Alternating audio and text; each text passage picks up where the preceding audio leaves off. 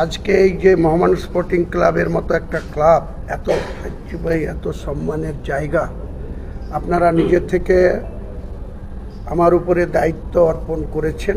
ইনশাআল্লাহ আমি চেষ্টা করব এই ক্লাবের আগামী দিনে সম্মানের সহিত যাতে আমরা এই ময়দানে মোহনবাগান, ইস্টবেঙ্গল, পাশাপাশি আমাদের এই ক্লাবও যাতে প্রতিযোগিতামূলক যে কোনো টুর্নামেন্টে আমরা সম্মানের সহিত এই ক্লাবকে পরিচালনা করতে পারি। আর ক্লাবের সাপোর্টার বা ক্লাবকে যেনারা ভালোবাসেন, ক্লাব দর্শকদের উৎসাহিত দরকার। তবে ক্লাব বা কোনো খেলোয়াড় মাঠে যদি দর্শক না থাকে, সাপোর্টার না থাকে, তাহলে ভালো প্লেয়ারও ভালো খেলতে পারে না। কাজে আমি সমস্ত মোহামেডান স্পোর্টিং ক্লাবের যারা সাপোর্টার রয়েছেন তাদের কাছেও আমার আপিল থাকবে, অনুরোধ থাকবে, আবেদন থাকবে যে আপনারা অযথা কারো প্ররোচনায় পড়ে হঠাৎ করে কোনো ব্যক্তিগত ফেসবুক চালিয়ে বা ইউটিউবারদের আপনারা রিয়াকশান দেবেন না। আপনাদের কোনো বক্তব্য থাকলে, আপনাদের কোনো ক্লাবের সম্বন্ধে কোনো খারাপ কিছু শুনলে সরাসরি আমাদের সঙ্গে যোগাযোগ করবেন। দরকার হলে লিখিতভাবে আপনাদের প্রস্তাব, ক্লাবের আমি প্রেসিডেন্ট, আমার পদাধিকারীরাও থাকবেন, যারা যারা এক্সিস্টিংয়ে আছেন তেনাদেরকেও আমরা চেষ্টা করব আগামী দিনে আমাদের ক্লাবের স্বার্থে সকলকেই সহযোগিতা নিতে চাইব। আমিও সকলের সঙ্গে সহযোগিতার হাত বাড়িয়ে দেব।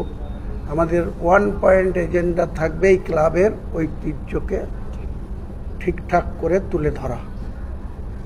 এই জায়গায় কোনো কম্প্রোমাইজ আমরা কারোর সঙ্গে করব না। ইতিমধ্যেই যেটা হয়ে গিয়েছে বা কারো সম্বন্ধে কিছু বলা হয়েছে, বর্তমান এই ক্লাবের অর্থনৈতিক অবস্থা অত্যন্ত সংকটময় পরিস্থিতিতে আছে।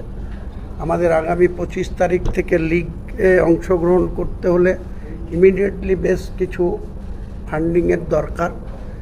আমি আজকে দায়িত্বভার নেওয়ার আগেও 2-4 দিন ধরে এটা নিয়ে অনেক আলোচনা করেছি, অনেকের সঙ্গে যোগাযোগ করেছি, অনেকের সঙ্গে আমি এই ক্লাবের আর্থিক সাহায্যের জন্য আলোচনার মধ্যে আছি। আশা করছি যে সংকটময় আর্থিক সংকটের যে বিষয়টি আছে, আমি পেপারসে আমাদের 1 ঘন্টা আগেও যিনি প্রেসিডেন্ট আমাদের পুরো বই সিগনেচার করে রেজুলিউশন করে আমাকে যে প্রেসিডেন্ট হিসেবে ওনারা গ্রহণ করেছেন তার জন্য সকলের কাছে আমি কৃতজ্ঞ, দায়বদ্ধ। দেখুন, আমরা তো একটা রাজনৈতিক দল, হরিনাম সংকীর্তনের দল নয়, পলিটিক্যাল পার্টি, ব্যান্ড পার্টি তো নয়। আমাদেরও তো একটা সৌজন্য আছে, রাজনৈতিক রুচিবোধ আছে। তো দিকভ্রান্ত কিছু মানুষ যদি এদিকে ওদিকে ঘোরাঘুরি করেন, তারা যদি ফোন করেন, তো ফোন ধরাটাও তো একটা ভদ্রতা এবং সেটাই স্বাভাবিক, ধরা উচিত। কেউ যদি আসেন বাড়িতে দেখা করতে, তাহলে তাকে তো বসানো উচিত, চা খাওয়ানো উচিত।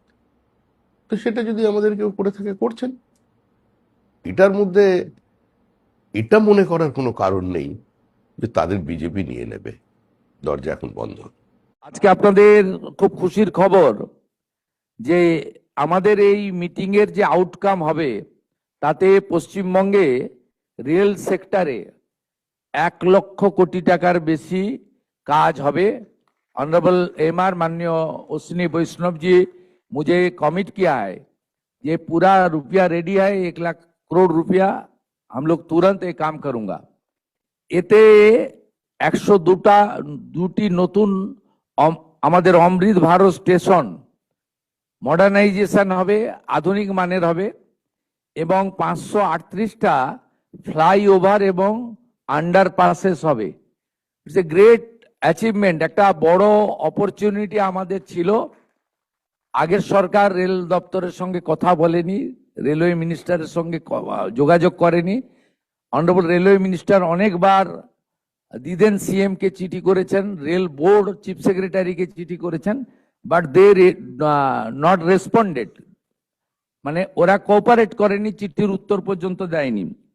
এবং আমরা রেসপেক্টেড মোদিজিকে আমরা থ্যাঙ্কস জানাবো।